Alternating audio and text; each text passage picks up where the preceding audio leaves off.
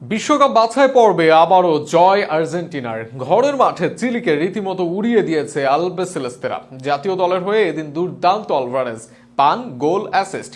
আর অনেক দিন পর জাতীয় দলে ফিরেই নিজেকে প্রমাণ করেন দিবালা, পান গোলের দেখা। এছাড়াও এদিন আর্জেন্টিনার হয়ে গোল করেন ম্যাক অ্যালিস্টার। এই তিনজনের গোলে চিলিকে ৩-০ গোলে হারিয়ে শীর্ষস্থান পোক্ত করল আলবিসেলেস্তেরা।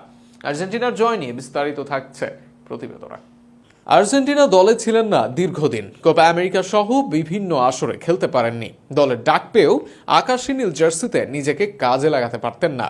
এর মাঝেও উঠেছিল সৌদি যাওয়ার গুঞ্জন, ফলে অনেকে ধরেই নিয়েছিলেন অপার সম্ভাবনাময় ক্যারিয়ারের হচ্ছে অপমৃত্যু। তবে সেখান থেকেই সৌদিকে না বলা, জাতীয় দলে ডাক পাওয়া দিবালা এবার করলেন প্রমাণ। আর্জেন্টিনার হয়ে ১৫ মিনিট খেলেই পেয়ে গেলেন এক গোল। তবে এদিন শুধু দিবালাই নন, গোল করেন ম্যাক অ্যালিস্টার ও হুলিয়ান আলভারেজ।